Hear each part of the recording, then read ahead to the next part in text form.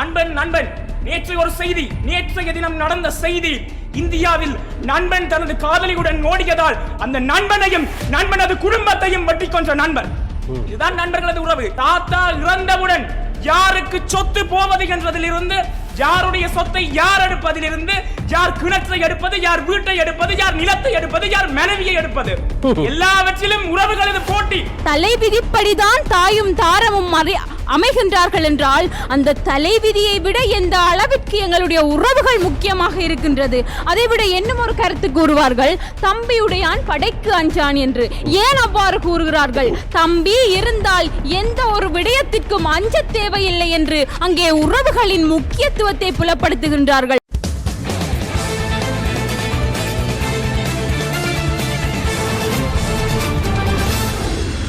காதொளிரும் குண்டலமும் கைக்கு வளையாபதியும் கருணை மார்பின் மீதொளிர் சிந்தாமணியும் மெல்லிடையில் மேகலையும் சிலம்பார் இன்ப போதொளிர் பூந்தாமரையும் பொன்முடி சூளாமணியும் பொலியச் சூடி நீதியொளிர் செங்கோலாய் திருக்குறளை தாங்கும் தமிழ் நீடு வாழ்க. திக்கட்டும் பறந்து வாழும் தீந்தமிழ் உறவுகளே வணக்கம். இது டான் தொலைக்காட்சி பெருமையோடு வழங்குகிற சொற்சமர். வளரும் இளம் பேச்சாளர்களுடைய வாதத்திறனை மேம்படுத்துவதற்கான அமர். இன்றைய சொற்சமர் நிகழ்ச்சியும் காத்திரமான தலைப்போடு உங்களை சந்திக்கிறது. வடபுலத்தின் 2 முன்னணி பாடசாலை சார்ந்த மாணவர்கள் தங்களுக்குள் சிநேகபூர்வமாக அமராடிக் கொள்கிறார்கள். யாழ்ப்பாணம் இந்து கல்லூரி அதிபர் திரு ரட்னம் செந்தில்மாறன் அவர்களதும் ஆசிரியர் திரு சிவகுமார் அவர்களதும் வழிப்படுத்தலில் உருவாகிய பிள்ளைகள் இங்கே தங்களுடைய வாதத்திறனை மெய்ப்பிக்க இருக்கிறார்கள். யாழ்ப்பாணம் தெல்லிப்பளை யூனியன் கல்லூரி அதிபர் திரு வரதன் அவர்களதும் ஆசிரியர் திரு ஸ்ரீ பிரகாஷ் அவர்களதும் வழிப்படுத்தலில் உருவாகிய பிள்ளைகள் இங்கே தங்களை மெய்ப்பிக்க இருக்கிறார்கள்.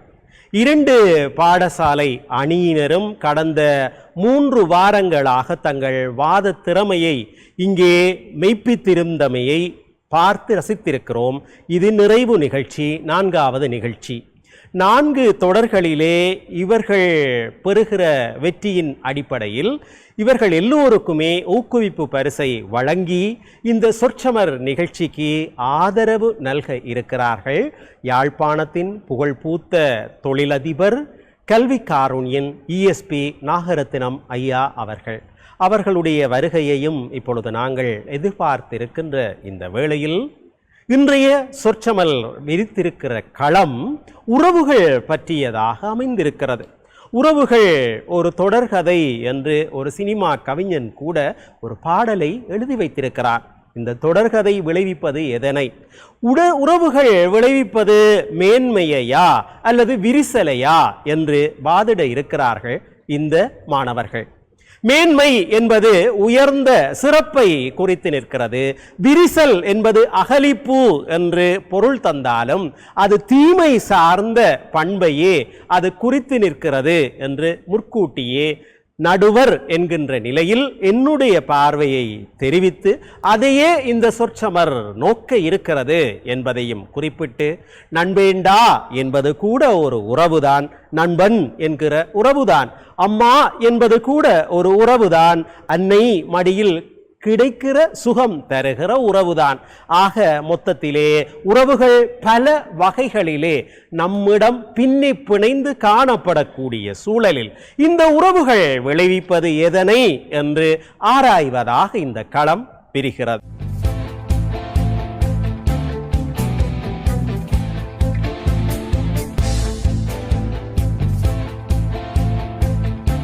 முதலில் வாதத்தை தொடக்கி வைக்கிறார்கள் தெல்லிப்பளை யூனியன் கல்லூரி அணியினர். வணிகத்துறையிலே கல்வி பயின்று அண்மையிலே உயர்தர பரீட்சைக்கு தோற்றி இன்று சொற்சமர் நிகழ்ச்சியிலும் தோற்றுகிறார் ராஜேஷ் கண்ணன் கார்த்தியாயினி, ஒரு நல்ல வளரும் பெண் பேச்சாளர். அவருடைய பேச்சை இப்பொழுது கேட்போம். 1000 சூரியன் சுட்டெரித்தாலும் வீழ்வதில்லை எங்கள் தமிழ். தமிழுக்கு முதற்கண் வணக்கத்தை தெரிவித்துக் கொண்டு, நடுவர் அவர்களே, என் தரப்பு பேச்சாளர்களே மற்றும் எதிர்த்தரப்பு நண்பர்களே, உங்கள் அனைவருக்கும் என் பணிவான வணக்கம். இன்றைய விவாதத்தின் தலைப்பு உறவுகள் விளைவிப்பது மேன்மையே விரிசலையே. அந்த வகையில் எமது வாதம் உறவுகள் விளைவிப்பது மேன்மையே என்பதாகும். தலைவர் எனும் பட்சத்தில் தலைப்பை வரையறை செய்ய வேண்டிய கடப்பாடு எனக்கு உண்டு. அந்த வகையில் உறவுகள் விளைவிப்பது மேன்மையே எனும் பொழுது எங்களுடன் பிறந்தது முதல் இறப்பு வரை எம் வாழ்வில் மாபெரும் அத்தியாயமாக இருப்பது உறவுகள். இந்த உறவுகள் எங்கள் வாழ்க்கையை மேலும் மேலும் மெருகூட்டி செல்கின்றனவே என்ற தலைப்பிலே நாங்கள் இன்று வாதிக்க வந்துள்ளோம். அந்த வகையில் தாய் முதல் தந்தை, சகோதரன், மனைவி, கணவன், பிள்ளைகள், பேரப்பிள்ளை, பூட்டப்பிள்ளை என்று பிறந்தது முதல் உறவுகள் நீடித்துக் கொண்டே செல்கின்றது. உறவுகள் எனும் பொழுது அது வெறுமனே தனிப்பட்ட ஒரு குடும்பத்தை சார்ந்ததாக நாங்கள் பார்க்க முடியாது. அது ஒரு சமூகம் சார்ந்த விடயம், அது ஒரு பிரதேசம் சார்ந்த விடயம், அது ஒட்டுமொத்தத்தில் ஒரு நாடு சார்ந்த விடயம். இங்கே உறவுகள் ஒரு மனிதனை மேன்மைப்படுத்துவதன் மூலமே ஒரு சமூகம் சிறக்கின்றது, அதனூடாக ஒரு பிரதேசம் சிறக்கின்றது, அதனூடாக ஒரு நாடு சிறக்கின்றது. இங்கே உறவுகள் என்று பார்க்கின்ற பொழுது உறவுகள் எனும் பொழுது ஆங்காங்கே சின்ன பிரச்சனைகள் இருக்கத்தான் செய்யும். அதையெல்லாம் விரிசல் என்று எடுத்தால் உறவுகள் என்றது பிரிந்து வேறு சொல்லாக மாறிவிடும். இங்கே உறவுகள் என்று பார்க்கின்ற பொழுது ஆரம்பத்தில் தாயை எடுத்துக்கொள்வோம். ஒரு தனி மனிதனுக்கு தாயும் தாரமும் கிடைப்பது தலைவிதிப்படி என்று சொல்வார்கள். இதன் மூலம் உறவுகளின் முக்கியத்துவத்தை நாங்கள் அறிந்து கொள்ள வேண்டும். எங்களுடைய தலைவிதிப்படிதான் தாயும் தாரமும் அமைகின்றார்கள் என்றால் அந்த தலைவிதியை விட எந்த அளவிற்கு எங்களுடைய உறவுகள் முக்கியமாக இருக்கின்றது. அதைவிட இன்னும் ஒரு கருத்து கூறுவார்கள், தம்பியுடையான் படைக்கு அஞ்சான் என்று. ஏன் அவ்வாறு கூறுகிறார்கள்? தம்பி இருந்தால் எந்த ஒரு விடயத்திற்கும் அஞ்ச தேவையில்லை என்று அங்கே உறவுகளின் முக்கியத்துவத்தை புலப்படுத்துகின்றார்கள். அது மட்டுமல்லாமல் ஊரை பொறுத்தவரை இன்னும் ஒன்று பேசுவார்கள். தனி பிள்ளையாக பிறந்து விட்டால் அவரை எண்ணி கவலைப்படுவார்கள், இவன் தனித்து போய் விடுவானே என்று. அதுவே சகோதரர்களுடன் பிறந்து விட்டால் நாளே ஒரு பிரச்சனை என்றாலும் அவனுக்கு குரல் கொடுக்க, தோள் கொடுக்க சகோதரர்கள் வந்து நிற்பார்கள் என்று. அங்கே உறவுகள் மேன்மைத்துவப்படுவதாலும் உறவுகள் முக்கியத்துவப்படுவதாலும் தான் அவ்வாறு பேசுகின்றார்கள். அது மட்டுமல்லாமல் இங்கு சில தொழில்களை பார்ப்போம். நாதஸ்வர கலையாக இருக்கட்டும், சித்த மருத்துவமாக இருக்கட்டும், ஏன் விவசாயமாக கூட இருக்கட்டும், இன்று உறவுகளுக்கு ஊடாகத்தான் கடத்தப்படுகின்றது. இன்று சித்த மருத்துவம் எல்லாம் அழிந்து வருகின்றது என்றால் என்ன காரணம்? உறவுகளில் ஏற்பட்ட விரிசல்கள் தான் காரணம். இந்த உறவுகள் விரிசலடையாமல் இருந்து மேன்மை அடைந்திருக்குமாயின் இந்த இவ்வாறான மருத்துவம், சித்த மருத்துவம், விவசாயம் எல்லாம் அழிந்திருக்கும். உறவுகள் என்பது எப்பொழுதும் ஒரு மனிதனுக்கு விரிசலை ஏற்படுத்தாது, மேன்மையை தான் ஏற்படுத்தும் என்று கூறி விடைபெற்றமர்கிறேன். நன்றி. உறவுகள் என்பது மேன்மைக்குரியனதான் என்பது கார்த்தியாயினியினுடைய கருத்து. அன்பிற்கினியவர்களே, ஒரு கணம் நினைத்து பார்க்கிறோம். தாயோடு அரசு வைப்போம், தந்தையோடு கல்விப்போம், சும்மாவா சொல்லி வைத்தார்கள்? இன்று புறம் தருதல் எந்தலை கடனே, சான்றோனாக்குதல் தந்தைக்கு கடனே, வேல் வடித்து கொடுத்தல் வேந்தற்கு கடனே என்று சொல்லுகின்ற அளவிற்கு ஒவ்வொரு உறவிற்கும் ஒவ்வொரு கடமைகளை சங்க புலவர்கள் வகுத்து காட்டியிருக்கிறார்கள். எனவே அந்த உறவுகள் தங்கள் நிலையிலே தங்கள் தகுதிப்பாட்டிற்குரிய காரியங்களை ஆற்றுகின்ற பொழுதுதான் ஒரு மனிதனால், தனி மனிதனால் சமூக மனிதனாக தன்னை அடையாளப்படுத்த முடியும் என்று கார்த்தியாயினி அழகுற தன்னுடைய வாதத்தை முன்வைத்திருக்கிறார். நான் என்னை சுற்றி என்னுடைய வாழ்க்கையை அமைத்துவிட முடியாது, தனியே சுயநலம் மிக்கவனாக வாழ்ந்துவிட முடியாது. சமூக மனிதனாக சமூகத்திற்குள்ளே செல்ல வேண்டும் என்றால் சமூகத்தோடு, உறவுகளோடு நான் தொடர்பு பட வேண்டியவனாகிறேன்.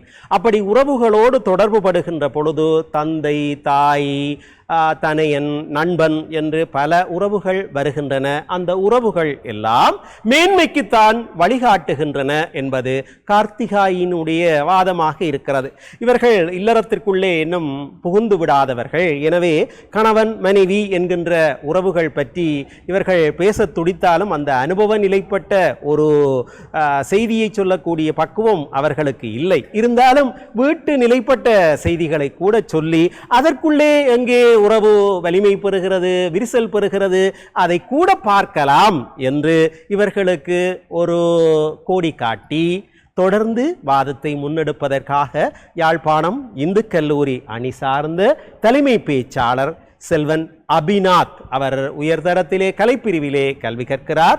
அவர் இப்பொழுது பேச வருகிறார். அன்போடு அழைக்கிறேன் அபிநாத். தமிழுக்கு அமுதென்று பேர் அந்த தமிழின்ப தமிழங்கள் உயிருக்கு நேரென தமிழெண்ணையை வாழ்த்தி வணங்கிக் கொண்டு இன்று நமக்கு கொடுக்க தலைப்பானது உறவுகள் விளைவிப்பது மேன்மையே விரிசலையே.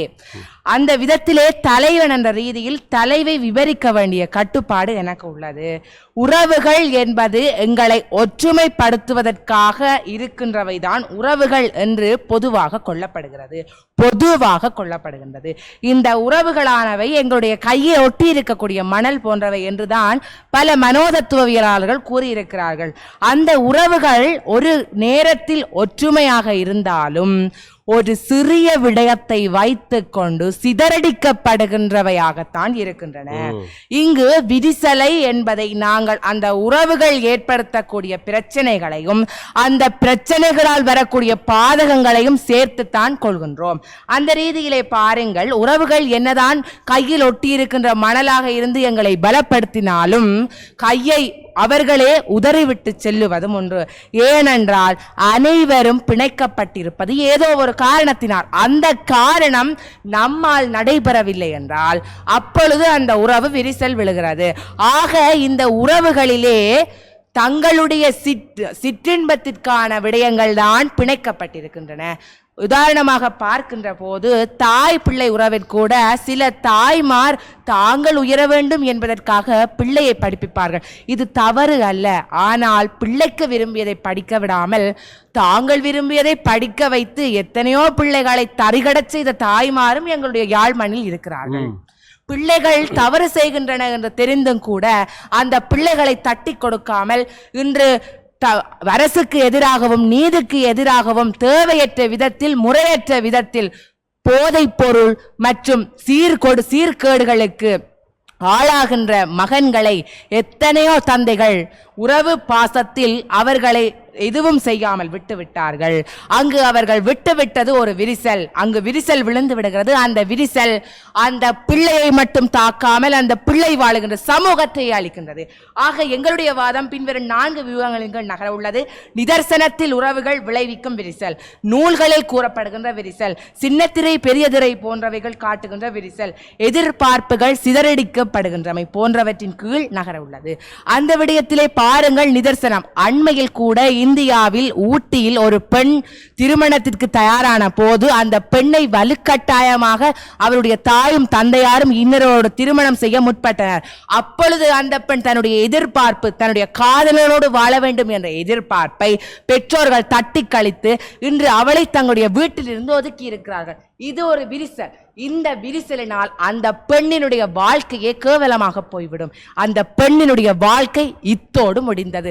அவள் வாழ்ந்தாலும் ஒன்றுதான், இறந்தாலும் ஒன்றுதான். இது மட்டுமல்ல, நூல்கள், எத்தனையோ நூல்கள். மகாபாரதம், துரியோதனன் தன்னுடைய தன்னுடைய சகோதரர்களுடைய மனைவி என்று கூட பார்க்காமல் ஒரு பெண்ணை, ஒரு திரௌபதியை அங்கு வைத்து அனைவர் முன்னிலும் அவமானப்படுத்துகின்றான்.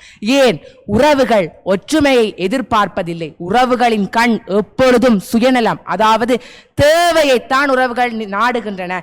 அது அன்று தொடக்கம் இன்று வரை தேவையை நாடியதாகத்தான் பல உறவுகள் அமைகின்றன. அவை அந்த தேவையை அடைந்தவுடன் அந்த உறவையை தூக்கி போட்டுவிட்டு போய்விடும். ஆனால் உண்மையாக இருக்கக்கூடிய உறவுகளுக்கு அது பெரிய பாதகத்தை தான் தரக்கூடியதாக இருக்கிறது. அது மட்டுமல்லாமல் ராமாயணத்திலே விபீஷணன் ராவணனுக்கு எவ்வளவோ நல்லவனாக மாறுவதற்கு பல உதாரணங்கள் சொல்லி இருந்தாலும் ராவணன் தன்னுடைய நோக்கத்திற்காக அவனை புறந்தள்ளுகிறான். ஆக அங்கு ஒரு விரிசல், அங்கு விழுந்த விரிசல் ராமனுக்கு பலமாகின்றது. ஆதலால் ராமன் வெற்றி கூட பெறுகின்றான். அது மட்டுமல்லாமல் கந்த புராணத்தில் கூட சிங்கமுகாசுரன் சொன்னதை கேட்டு சூரபதுமன் முருகனிடம் சரணடைந்திருந்தால் இன்று அந்த மூவரும் அழிந்திருக்க மாட்டார்கள். அவர்களுக்கிடையில் பிணக்கும் ஏற்பட்டிருக்காது. இப்படி பலவற்றை கூறிக்கொண்டே போகலாம். என்னுடைய இந்த வாதத்தை முடித்துக்கொண்டு நான் விட்டு சென்றதை என்னுடைய அணி தொட்டு செல்லும் என்று கூறி விடைபெறுகிறேன். நன்றி, வணக்கம். அபிநாத் மிக அருமையாக ஒரு தொடக்கத்தை கொடுத்திருக்கிறார். உறவுகள் எவ்வாறு விரிசலுக்கு வழிவகுக்கின்றன என்று ஒரு ஆழ்ந்த தத்துவத்தையே அவர் சொல்லியிருக்கிறார். தேவைக்கு உறவு என்று வருகின்ற பொழுது தேவையை நிறைவேற்றும் வரைக்கும் அவர்கள் அண்ணன் தம்பி என்று நிற்பார்கள். தேவை நிறைவேறிவிட்டால் அண்ணன் என்னடா தம்பி என்னடா என்று பிரிந்து விடுவார்கள். அப்படி தேவையை மையப்படுத்தி வருகின்ற உறவுகள் எல்லாம் விரிசலில் தானே முடிகின்றன. ஆனால் இன்றைக்கு உலகிலே வாழ்கின்ற மனிதர்களை பாருங்கள், இலக்கியங்கள் வாயிலாக பாருங்கள், சின்னத்திரைகள் வாயிலாக பாருங்கள், சமூகத்திலே யதார்த்தமாக பாருங்கள், எங்கு பார்த்தாலும் விரிசல் விரிசல் விரிசல் என்று விரிசலை தானே பார்க்கிறோம் என்று நிறுவுகிறார் அபிஷாந்த். இப்போ சிறியதோர் இடைவேளையை தொடர்ந்து மீண்டும் பேசலாம். இது டான் தொலைக்காட்சி பெருமையோடு வழங்குகிற சொற்சமர், வளருமிளம் பேச்சாளர்களுடைய வாதத்திறனை மேம்படுத்துவதற்கான அமர்.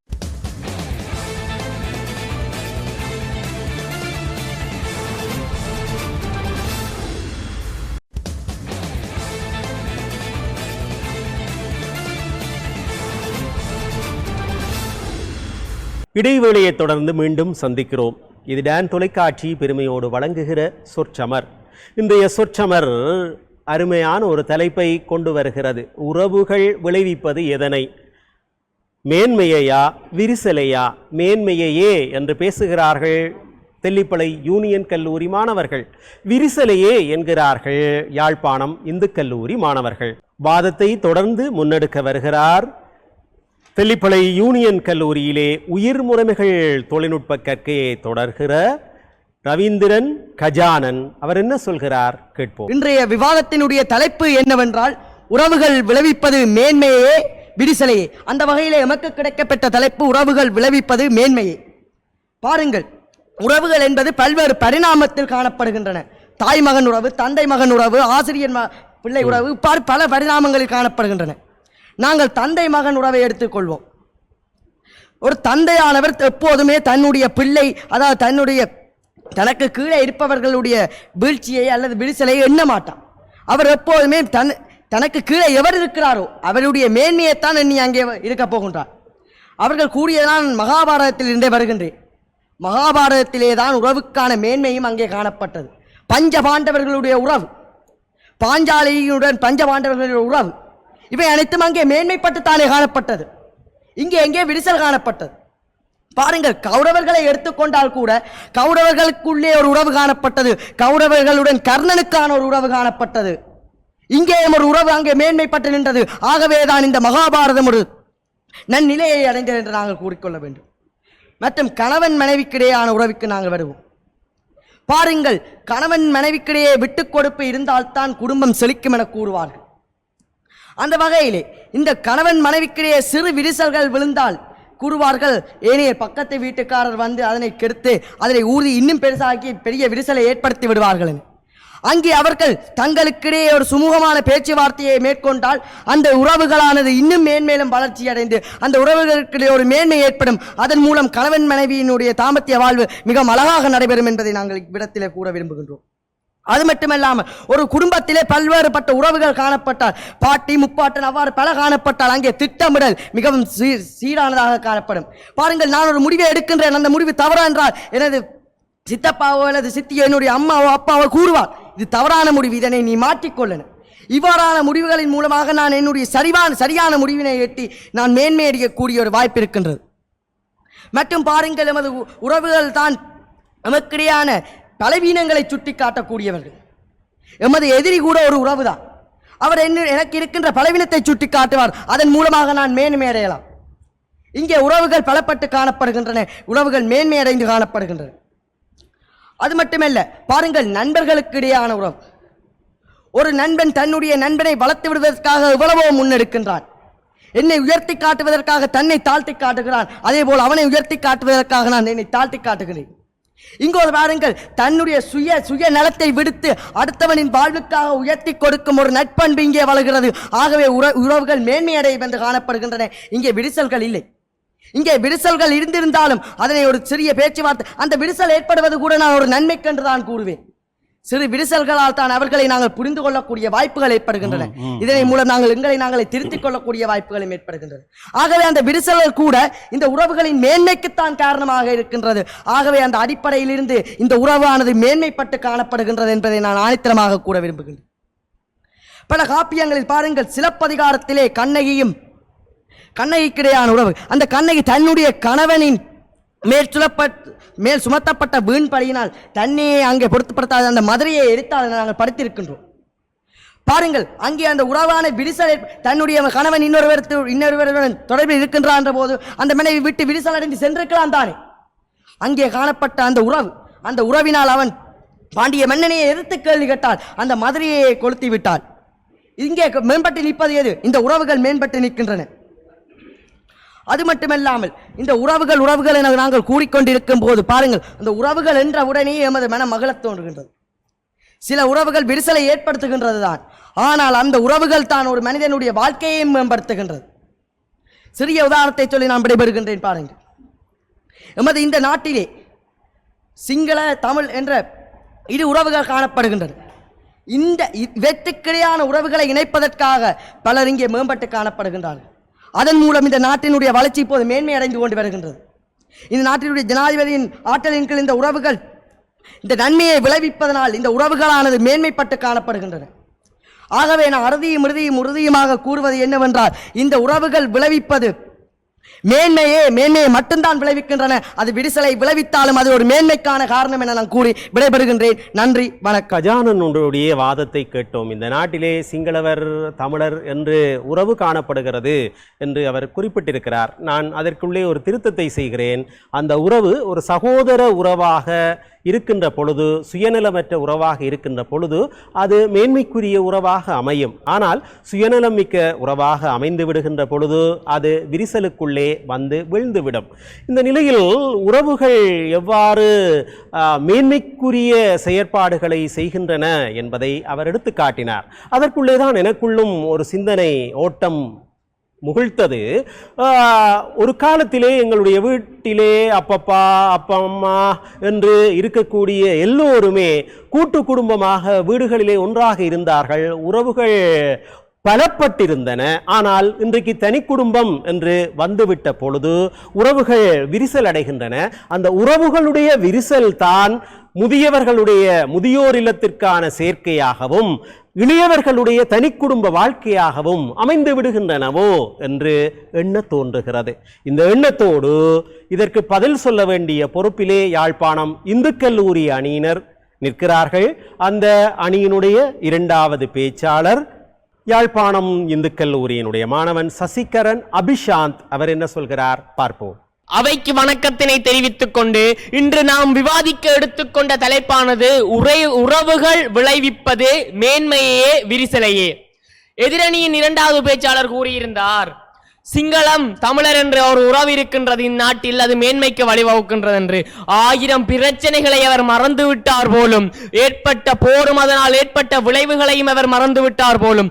அந்த ஓர் பேரினவாத சமூகம் ஓர் சிறுபான்மையினரை அடக்கியதனால் அந்த உறவில் ஏற்பட்ட அந்த பிரச்சனையின் காரணமாக இன்று எத்தனையோ குடும்பங்கள் வாழ்க்கையை இழந்து நிற்கின்றன. எத்தனையோ தாய்மார்கள் தமது மகன்கள் எங்கு இருக்கின்றார்கள் என்றே தெரியாமல் போராட்டங்கள் செய்து கொண்டிருக்கின்றார்கள். அந்த உறவு என குறிப்பிட்டாரே, எவ்வகையில் அது ஒரு உறவாகும்? அவ்வாறு அவர்கள் சகோதரத்துவத்துடன் நினைத்திருந்தால் இன்று ஒரு பெரும்பான்மையினை சிறுபான்மையினை முடக்கி தமக்கான ஆதிக்கத்தினை மேற்கொண்டு ஆட்சியினை மேற்கொள்கின்றார்கள். அங்கு முடக்கப்படுவதே சிறுபான்மையினம், அங்கு உறவு என்பதல்ல. இது எவ்வாறு உள்ளது? ஒரு அண்ணன் என்பவன் வயதில் மூத்தவன் பெரியவன் சிறியவனை அடக்கி ஆள்வது உறவா? பாசத்தை காட்ட வேண்டும், தம்பியோடு சமமாக பழக வேண்டும். ஆனால் இங்கு என்ன நடக்கின்றது? பெரும்பான்மையினர் சிறுபான்மையினரை முடக்குகின்றார்கள். இது உறவினால் ஏற்பட்ட ஓர் வீழ்ச்சி, விரிசல். அவர் உறவென குறிப்பிடுவதில் இது எந்த ஒரு அர்த்தமும் இல்லை. அத்தோடு குறிப்பிட்ட இது அண்மையில் ஒரு சம்பவம் இடம்பெற்றது. நுவரெலியா மாவட்டத்தில் 28 வயதை எட்டிய மருமகளோரால் தனது மாமியாரை பள்ளத்தில் தள்ளிவிட்டு கொலை செய்தார். இதில் உறவுகளது நிலைப்பாட்டை நாம் விளங்கிக் கொள்ள வேண்டும். இன்றைய காலகட்டத்தில் நீதிமன்ற வளாகங்களில் அதிகரித்து வருகின்ற பிரச்சனை விவாகரத்து, கணவன் மனைவிக்கு இடையே ஏற்படுகின்ற பிணக்குகள். இதன் காரணமாக வாழ்க்கையை இழந்து நிற்கின்றார்கள். இந்த பிரச்சனைகள் தான் இன்று நீதிமன்றத்தில் அதிகரித்த வண்ணம் காணப்படுகின்றன. அடுத்ததாக குடும்பத்தை எடுத்துக்கொண்டால் மாமியார் மருமகளுக்கு இடையே ஏற்படுகின்ற பிரச்சனைகள்.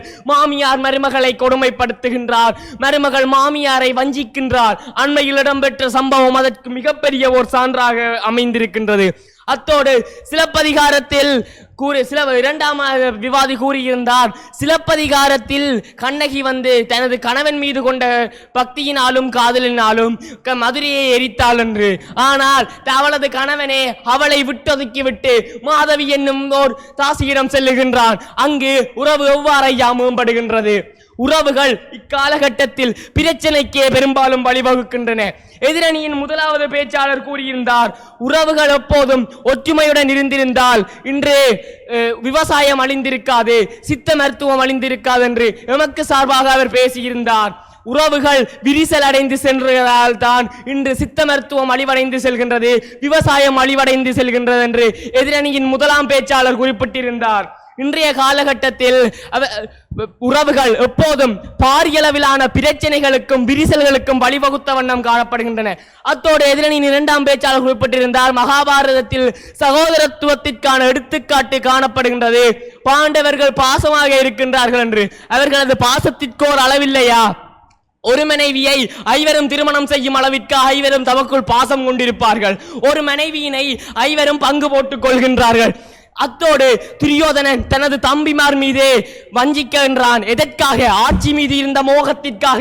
இன்றைய காலகட்டத்தில் பணத்திற்காகவும் சொத்திற்காகவும் காணிக்காகவும் சொந்தக்காரர்களையே கொலை செய்யும் நிலைக்கு இன்று பலவர் சென்று கொண்டிருக்கின்றார்கள். இதில் உறவுகள் எவ்வகையில் வளர்ச்சியடைந்து மேன்மைக்கு வழிவகுக்கின்றது என தாங்கள் குறிப்பிடுகின்றீர்கள் என்று எனக்கு புரியவில்லை. ஆட்சி மோகத்திற்காக அன்று துரியோதனன் தனது தம்பிமார் மீதே போர் தொடுத்தான். இன்று பணத்திற்காகவும் நிலத்திற்காகவும் சொத்திற்காகவும் தமது சொந்தக்காரர்களையே நடுசந்தியில் இழுத்து நீதிமன்றத்திற்கு இழுத்து அவலப்பட்டு அவமானப்படுகின்ற நிலையில் இன்று உறவுகள் சீரழிந்து கொண்டு செல்கின்றது. உறவுகள் அனைத்தும் விரிசலுக்கே பெரும்பாலும் வழிவகுத்துக் கொண்டிருக்கின்றது என கூறி எனது உரையினை முடித்துக் கொள்கின்றேன். நன்றி. அபிஷாந்த் மிக அழகாக ஒரு செய்தியை சொன்னார்.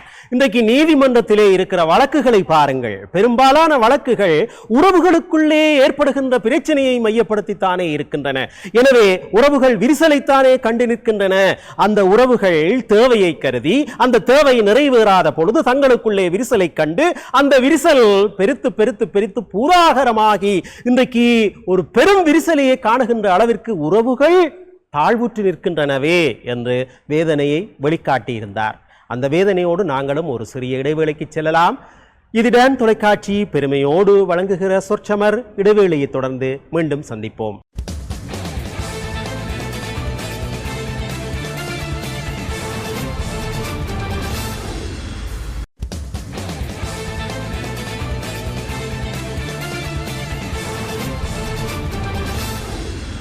இடைவேளையை தொடர்ந்து மீண்டும் சந்திக்கிறோம். இது டான் தொலைக்காட்சி பெருமையோடு வழங்குகின்ற சொற்சமர்.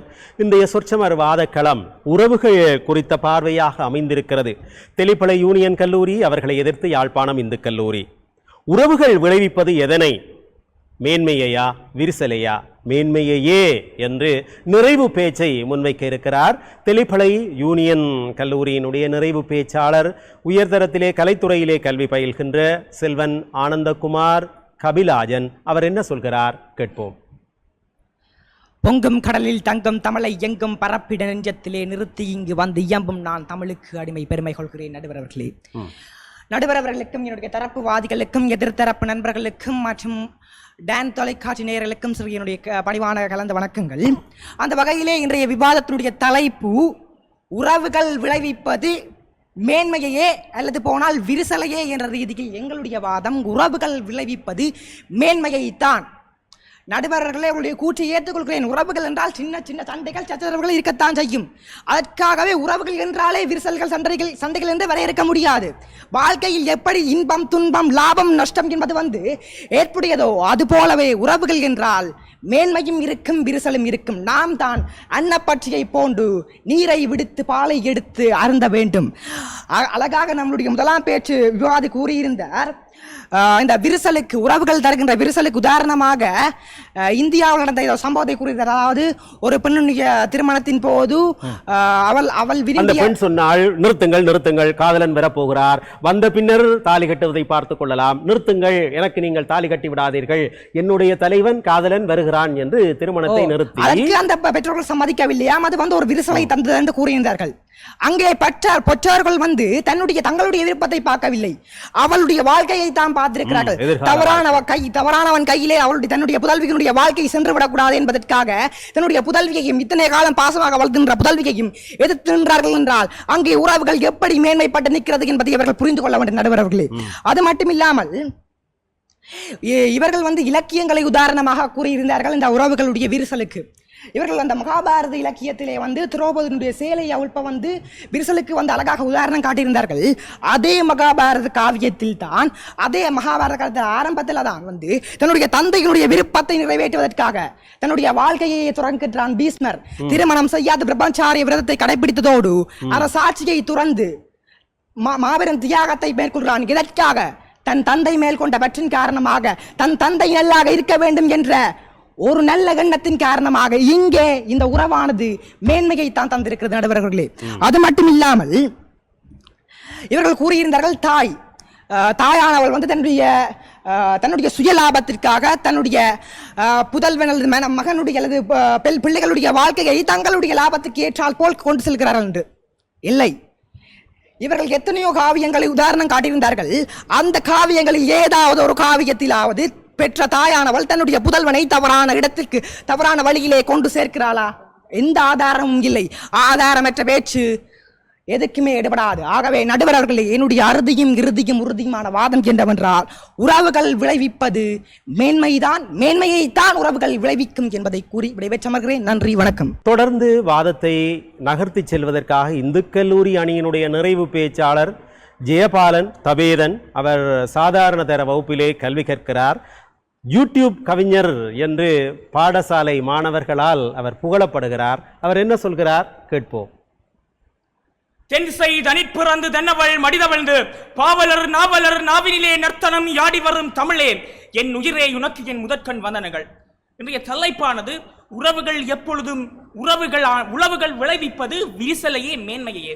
அந்த வகையில் உறவுகள் விளைவிப்பது விரிசலையே என்ற தலைப்பின் கீழ் உங்கள் முன்னிலையில் எமது தரப்பு வாதங்களை முன்வைக்கலாம் என்று வந்துள்ளேன்.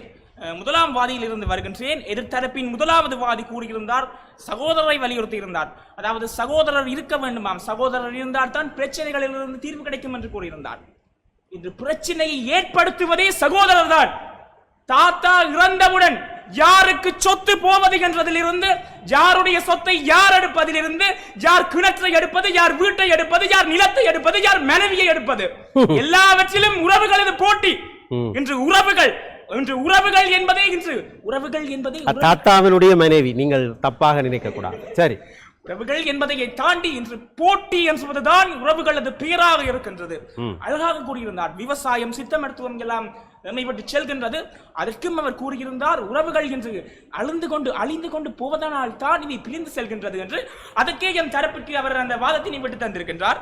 அடுத்ததாக இரண்டாம் விவாதி அவர்கள் கூறியிருந்தார், தந்தை மகன் எப்பொழுதும் சிறந்த உறவு என்று. அண்மையில் வவுனியாவில் நடைபெற்றது. சொந்த தந்தை தனது மகனை பாலியல் துஷ்பிரயோகத்திற்கு உட்படுத்தியுள்ளார். எல்லாம் ஒரு காரணம் தான். படகு என்றால் படகின் சிறப்புகளை அங்கு பிரயோகிக்கவில்லை. நல்ல படகாக இருக்கலாம், ஆனால் அந்த படகில் ஒரு சிறு ஓட்டை அந்த படகை கவிழ்த்து விடும். படகிற்கு பெரிய மோட்டார் இருக்கலாம், அல்லது படகை வேகமாக செலுத்தும் துடுப்புகள் இருக்கலாம், ஆனால் அங்கு சிறிய ஓட்டை, ஒரு சிறிய துவாரமே அதை அழித்துவிடும். அதுபோல் உறவுகள் மிகச் சிறப்பாக இருக்கலாம், ஆனால் உறவினருக்கு ஒரு அடிப்படை தவறு அந்த ஒட்டுமொத்த உறவுகளையே அழித்துவிடும். அடுத்ததாக கௌரவர்களை பற்றியெல்லாம் கூறியிருந்தார். மகாபாரதமே உறவுகளில் மத்தியில் ஏற்பட்ட போர். தன் 100 பேர் பாண்டவரும் கௌரவரும் தமையர் திருதராஷ்டிரனும் அவர்களெல்லாம் சொந்த சகோதரர்களுக்குள் ஏற்பட்ட போரே மகாபாரதம். அடுத்ததாக சொல்லியிருந்தார், கணவன் மனைவி விட்டுக் கொடுப்பு என்று இருந்தால் கணவன் மனைவி உறவு நன்றாக இருக்கும் என்று. ஆனால் விட்டுக் கொடுப்பே இப்பொழுது இல்லையே. பக்கத்து வீட்டுக்காரர் வந்து கணவன் மனைவி உறவை கெடுப்பார்கள் என்று இருக்கின்றார்கள். அவரே சொல்லிவிட்டார், பக்கத்து வீட்டுக்காரர்கள் கணவன் மனைவி உறவை கெடுக்கின்றார்கள். ஆம், அவரை ஒத்துக்கொண்டு விட்டார். உறவினர் இன்று விரிசலுக்கு ஏற்படுத்திக் கொண்டிருக்கின்றனர். அடுத்ததாக சொல்கிறார்கள், பாட்டனார் வீடுகளில் இருந்தால் அதாவது வழிப்படுத்தப்பட்ட நல்ல முக்கியத்துவம் வாய்ந்த ஒரு உறவுகள் அமையும் என்று. ஆனால் இன்று பாட்டியும் பாட்டனாரும் யாருடைய வீட்டிலும் இல்லை. கைதடியிலும் முதியோர் இல்லம் இருக்கின்றது, யாழ்ப்பாணத்திலும் முதியோர் இல்லம் இருக்கின்றது. ஆங்காங்கே முதியோர் இல்லங்கள் உருவாகி கொண்டிருக்கின்றன. 1-2 அல்ல, இப்பொழுது அதுவே பெருகி வருகிற ஒரு சூழலை பார்க்கிறோம். அங்காங்கே உருவாகி கொண்டிருக்கின்றது. அன்னைய காலத்தில் தற்பொழுது யாழ்ப்பாணம் முதன் முறையாக ஒரு யாழ்ப்பாண அருங்காட்சியகம் துறந்து பெருமைப்படுகின்றது. அதே யாழ்ப்பாணம் இன்று பல நூற்றுக்கணக்கான முதியோர் இல்லங்களை தொடர்ந்து தமது துறப்பில் அதே பெருமையை இழந்து நிற்கின்றது. அதைத்தான் ஒருவர் விகடமாக சொன்னார், அவர்கள் முதியோர் இல்லத்தில் அவர்கள் பாவித்த பாவனை பொருட்கள் எல்லாம் அருங்காட்சியகத்தில். அதுதான் நாம் என்று எது எமக்கு வரமாக இருந்ததோ அதை இன்று இழந்து கொண்டிருக்கின்றோம். அடுத்ததாக சொல்லியிருந்தார், பணத்தை, அதாவது பலவீனத்தை ஏற்படுத்துகின்றது. பலவீனம் எல்லாவற்றையும் சொல்லி தந்து உறவுகள் சரி செல்வார்கள் என்று. ஆனால் இன்று பலவீனத்தை ஏற்படுத்துவதே உறவுகள் தான். நண்பன் நண்பன் நேற்று ஒரு செய்தி, நேற்றைய தினம் நடந்த செய்தி, இந்தியாவில் நண்பன் தனது காதலியுடன் ஓடியதால் அந்த நண்பனையும் நண்பனது குடும்பத்தையும் வெட்டி கொன்ற நண்பன். இதுதான் நண்பர்களது உறவு, இதுதான் இன்றைய உறவு, இதுதான் இன்று நடந்து கொண்டிருக்கின்றது. உறவுகள் என்றால் சிங்களவர் தமிழர் மட்டுமல்ல, எம்முறவுகளும் இன்று தீர்வு வரும், நாளை தீர்வு வரும், நாளை மறுதினம் தீர்வு வரும் என்று எம்முறவுகளும் இருந்து கொண்டிருக்கின்றார்கள். இதுதான் எம் உறவுகளது இன்றைய நிலை. அவர் சொல்லுகிறார், பெண் அந்த பெண்ணை விட்டு செல்ல இருக்கலாம் என்று. அந்த உறவானது இரண்டு பக்கங்களை கொண்டது. தாய் மட்டும் தனது பெண்ணை பற்றி யோசித்தால் போதாது, அந்த பெண்ணும் தனது தாய் தனக்காக யோசிக்கின்றாளே என்று யோசித்து தான் அந்த காதலனை விட்டு இருக்க வேண்டும். ஆனால் விடவில்லை. ஆகவே இன்றைய காலத்தில் உறவுகள் எப்பொழுதும் என்றென்றும் வீசலுக்கு வழிவகுக்கும் என்று கூறி விடைபெறுகின்றேன். நன்றிகள் 1000. தபேதன் மிக அழகாக தன்னுடைய வாதத்தை நிறைவு செய்திருக்கிறார். உறவுகள் தேவைகளை நிறைவேற்றாத பொழுதுதான் விரிசலை காண்கின்றன.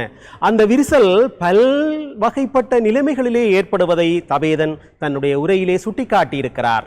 கணவன் மனைவி தேவை என்று ஒன்று வருகின்ற பொழுது அது நிறைவேறாத பொழுது விரிசலை காண்கிறது, விவாகரத்தை காண்கிறது. அதை போலத்தான் அம்மா பிள்ளை, பிள்ளை அப்பா, இப்படி எத்தனையோ உறவுகள் விரிசலை காண்கின்றன என்றால் அங்கே தேவை அதுதான் முதன்மைப்பட்டு நிற்கிறது என்பது அவர்களுடைய வாதம். எனவே உறவு என்பது அடிபட்டு போகிறது, தேவை என்பதுதான் முதன்மை பெற்று நிற்கிறது. இந்த நிலையில் தொடர்ந்து பேசலாம். சிறியதோர் இடைவேளையின் பின் இது டான் தொலைக்காட்சி பெருமையோடு வழங்குகிற சொற்சமர். இடைவேளையை தொடர்ந்து தொகுப்புரையில் சந்திப்போம்.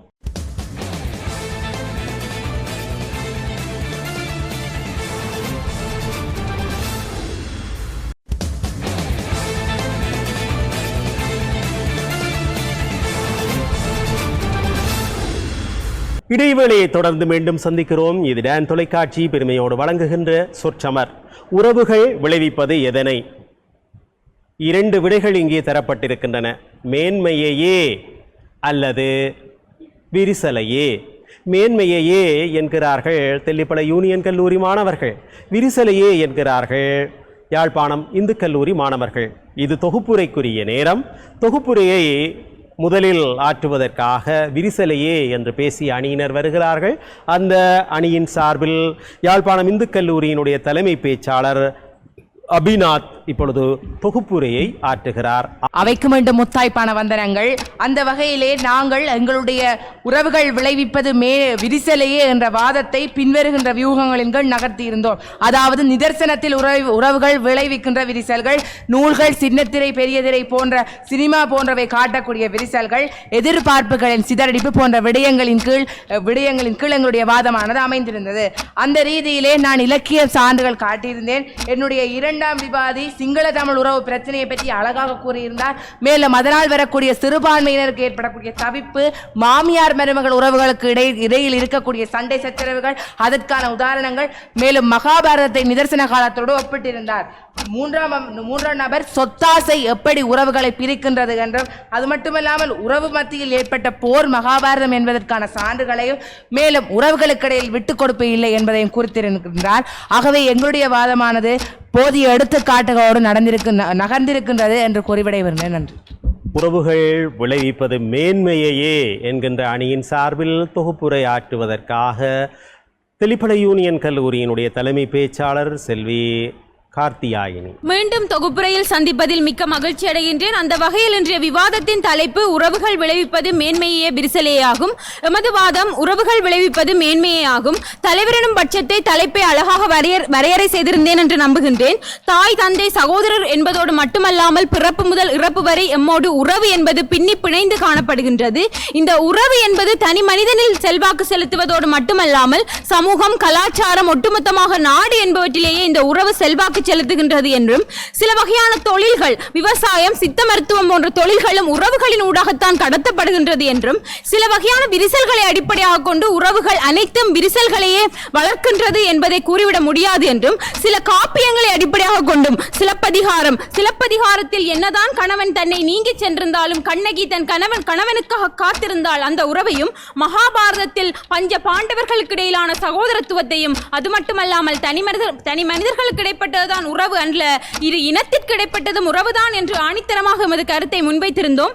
சிறந்ததோர் வாதம் செய்தோம் என்ற நம்பிக்கையுடன் நிறைவு பெறுகிறேன். நன்றி, வணக்கம். அன்பிற்கினியவர்களே, 2 பாடசாலை மாணவர்களும் மிகச் சிறப்பாக தங்களுடைய வாதத்திறனை மெய்ப்பித்திருக்கிறார்கள். உறவுகள் விளைவிப்பது எதனை? இதுதான் என்று கேட்கப்பட்ட கேள்வி. மேன்மையையே என்றார்கள் யூனியன் கல்லூரி அணியினர், விரிசலையே என்றார்கள் யாழ்ப்பாணம் இந்து கல்லூரி அணியினர். உண்மையில் உறவுகள் என்று வருகின்ற பொழுது பலதரப்பட்ட நிலை உறவுகளை நான் ஆரம்பத்திலே சுட்டி காட்டினேன். ஆனால் எல்லா உறவுகளையும் எடுத்து பேசுகின்ற அளவிற்கு இந்த பிள்ளைகள் இந்த களத்தை பயன்படுத்தவில்லையோ என்கின்ற ஒரு மன ஏக்கம் என்னிடம் இப்பொழுது ஏற்படுகிறது. கணவன் மனைவி உறவு இருக்கிறது, குரு சீடன் என்கிற உறவு இருக்கிறது, அதை பற்றி இவர்கள் பேசவில்லை. ஆனால் குரு சீடன் என்கின்ற உறவு கூட மேன்மைக்குரியதா அல்லது விரிசலுக்குரியதா என்று பார்க்கக்கூடிய பல கட்டங்கள் இருக்கின்றன. அதை போலத்தான் நண்பன் உறவு, அதை போல தந்தை மகற்காற்றும் நன்றி, இப்படி எத்தனையோ உறவு நிலைப்பட்ட நிலைமைகளை பார்க்கிறோம். இந்த உறவுகள் எப்படி மேம்பாடடைய முடியும் என்றால், உறவுகள் மேம்பாடடைவதற்காகத்தான் சமைக்கப்பட்டிருக்கின்றன, படைக்கப்பட்டிருக்கின்றன என்று கொள்ளலாம். ஏனென்றால் அந்த உறவுகள் வாயிலாக ஒருவரை ஒருவர் பலப்படுத்தி கொண்டு அந்த உறவின் மூலம் சமூக மேன்மை அடைகின்ற ஒரு கோலத்தை தான் நாங்கள் எதிர்பார்க்கிறோம். ஆனால் ஒரு குறித்த தேவையை அல்லது ஒரு குறித்த விருப்பை நிறைவேற்ற வேண்டும் என்கின்ற சுயநலம் அங்கே மேம்படுகின்ற பொழுது உறவுகளுக்குள்ளே விரிசல்கள் ஏற்படுவதை பார்க்கிறோம். அது இனத்துவ அடிப்படையிலே கூட சகோதர இனங்கள் என்று சொன்னாலும் இலங்கையிலே எந்த இனமும் சகோதரம் என்கின்ற நிலையிலே மேம்பட்ட உறவை காட்டக்கூடிய நிலைமையிலே இல்லை. விரிசல்பட்ட நிலைமையைத்தான் அவைகள் மெய்ப்பித்துக் கொண்டிருப்பதை யதார்த்தமாக பார்க்கிறோம். அப்படிப்பட்ட ஒரு நிலைமையைத்தான் இவர்கள் பேசினார்கள். நீதிமன்றத்தை பாருங்கள், அதிலே இருக்கக்கூடிய வழக்குகளை பாருங்கள் என்றார்கள். காலாதிகாலமாக இருந்திருக்கக்கூடிய உறவு நிலைப்பட்ட தொடர்பு ஒரு தேவையை முதன்மைப்படுத்துகின்ற பொழுது அந்த தேவை நிறைவேறாத பொழுது விரிசலாகி நிற்பதுதான் வரலாறு. உறவு என்பது மேம்பட்டது என்று குத்தினவன் நண்பனாக இருந்தால் கூட செத்தாலும் சொல்லக்கூடாது என்கிற வார்த்தை இன்றைக்கு இளையோர் மத்தியிலே பிரபலமானதாக இருக்கிறது. குத்தினவன் நண்பனாக இருந்தால் கூட செத்தாலும் கூட சொல்லக்கூடாது. அப்படி எத்தனை பேர் நினைத்திருக்கிறார்கள்? எல்லோரும் காந்தியாகி விட முடியுமா? இல்லைத்தானே. ஆக தன்னை கொல்ல வருகிறவன் எதிரி, நண்பன் எவனாக இருந்தாலும் அவனை கண்ணியத்தோடு பார்க்கக்கூடிய ஒரு மேன்மைக்குரிய உறவு படைத்த குணம் இன்றைக்கு எத்தனை மனிதர்களிடம் இருக்கிறது என்பதை எண்ணி பார்க்கிறோம். ஆக ஒட்டுமொத்தத்திலே பார்க்கின்ற பொழுது உறவுகள் மேன்மைக்குரியன என்பதிலே இருவேறுபட்ட கருத்துக்கள் இருக்க முடியாது. ஆனால் இன்றைக்கு சமூகவியல் யதார்த்தத்திலே உறவுகள் விரிசலுக்கு ஆட்பட்டு திகழ்கின்றன.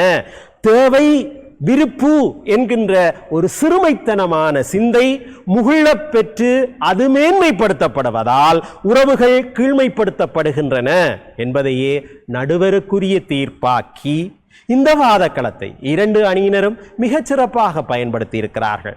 பொருண்மை சார்ந்து, அவர்களுடைய வாதத்திறன் சார்ந்து, குழு ஒருமைப்பாடு சார்ந்து, தர்க்கவாதம் சார்ந்து, நேரத்திற்குள்ளே விடயத்தை அடக்குகின்ற திறன் சார்ந்து, அவர்களுடைய பேச்சு திறன் சார்ந்து 2 அணிகளும் ஒருவருக்கொருவர் சளைத்தவர் அல்லர் என்பதை இங்கே மெய்ப்பித்திருக்கிறார்கள். இருந்தாலும் ஒரு படி மேலாக யாழ்ப்பாணம் இந்து கல்லூரி அணியினர் பொருண்மை சார்ந்து உறவுகளுக்குள்ளே விரிசல் வரக்கூடிய அந்த கீழ்மை நிலைப்படக்கூடிய அல்லது விரிசல் வரக்கூடிய பல இடங்களை எடுத்து காட்டினார்கள். மிக குறிப்பாக தமிழர்கள் சிங்களவர்கள் சகோதரர்களாக இருக்க வேண்டிய உறவு நிலையிலே எப்படி விரிசல் ஏற்பட்டது, அதனாலே ஒரு சிறுபான்மை இனம் எப்படி பாதிக்கப்பட்டிருக்கிறது என்பதை அவர்கள் எடுத்து காட்டியிருக்கிறார்கள்.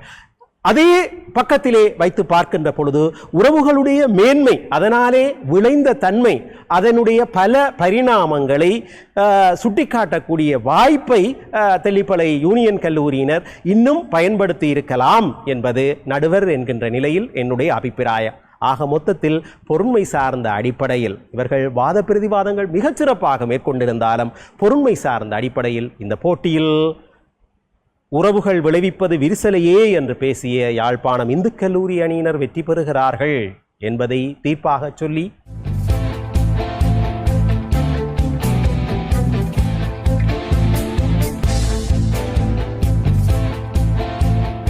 பரிசளிப்பு நிகழ்விற்குள்ளே நுழைகிறோம். அன்பிற்கினியவர்களே, சொற்சமர் நிகழ்ச்சி பல பரிமாணங்களை கடந்து இன்றைக்கு ஒரு முதன்மை மிக்க நிகழ்ச்சியாக திகழ்கிறது என்றால் அதற்கு இஎஸ்பி நாகரத்னம் ஐயா அவர்கள் வழங்குகிற பேராதரவும் ஒரு காரணம். அந்த வகையில் சொற்சமர் நிகழ்ச்சியினுடைய ரசிகர், இந்த பிள்ளைகளை ஊக்குவிக்க வேண்டும் என்று விரும்புகின்ற ஒரு வினைஞர், யாழ்ப்பாணத்தினுடைய தொழிலதிபர், கல்வி காருண்யன் இஎஸ்பி நாகரத்னம் ஐயா அவர்கள் இந்த பிள்ளைகளுக்கு ஊக்கம் வழங்கும் முகமாக சில வார்த்தைகள் பகர்கிறார்கள். ஐயா அவர்கள். சொல் சமர் நிகழ்ச்சியூடாக இந்த சொல் சமர் நிகழ்வுக்கு தலைமை தாங்கிக் கொண்டிருக்கும் நலிசன் சார் அவர்களே மற்றும் யாழ் இந்து கல்லூரி மாணவர்களே, யூனியன் காலேஜ் மாணவிகளே, எல்லோருக்கும் எனது மாலை வணக்கத்தை தெரிவித்துக் கொண்டு, உண்மையில் இந்த சொல் சமர்ன்றது மிகவும் ஒரு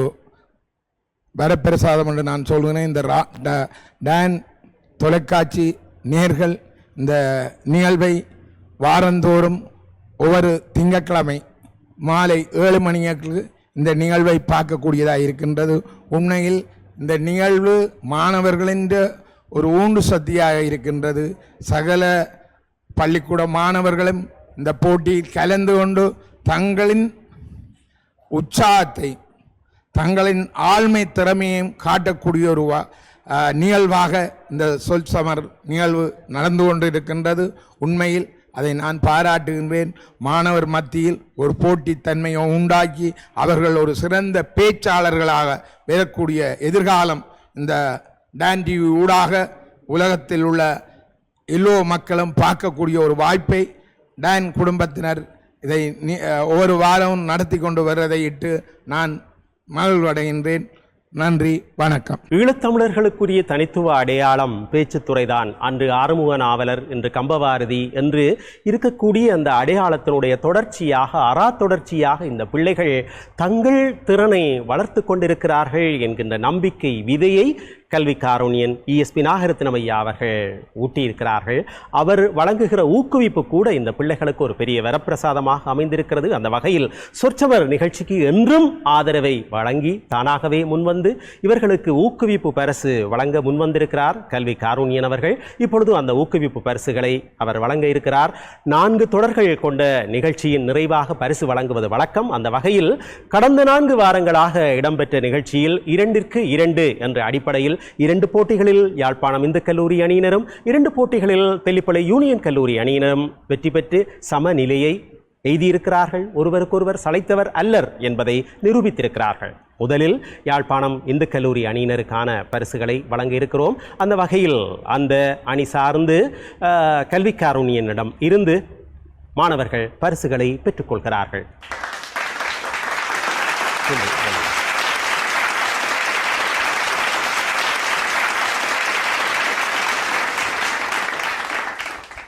தொடர்ந்து தெல்லிப்பளை யூனியன் கல்லூரி அணியினர் தங்களுக்கான ஊக்குவிப்பு பரிசுகளை பெற்றுக்கொள்கிறார்கள். கல்வி காருண்யன் அவர்கள் இப்பொழுது ஊக்குவிப்பு பரிசுகளை வழங்கி சிறப்பிக்கிறார்கள்.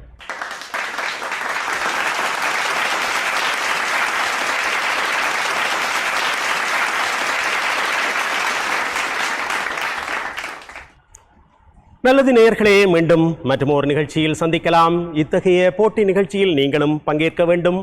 நீங்களும் உங்கள் பாடசாலைகளுக்கு ஊக்குவிப்பு பரிசுகளை பெற்றுக் கொடுக்க வேண்டும் என்று ஆவல் கொண்டிருந்தால் நீங்கள் செய்ய வேண்டியது இதுதான். தயாரிப்பாளர் சொற்சமர் டான் தொலைக்காட்சி, இலக்கம் 707 ஆஸ்பத்திரி வீதி, யாழ்ப்பாணம் என்கின்ற முகவரிக்கு தொடர்பு கொள்ளுங்கள். நிகழ்ச்சி தயாரிப்பாளர் செல்வச்சந்திரன் உங்களை தொடர்பு கொண்டு இந்த மேடையில் நிறுத்துவார். உங்கள் வாத திறன் உலகெங்கும் பறந்து விரிந்து நிற்கும். அந்த வகையில் இந்த நிகழ்ச்சி ஒளிப்பதிவில் உதவிய அத்தனை தொழில்நுட்ப கலைஞர்களோடும் மீண்டும் மற்றொரு நிகழ்ச்சியில் உங்களை சந்திக்கும் வரை வணக்கம் கூறி விடைபெறுகிறேன். நன்றி, வணக்கம்.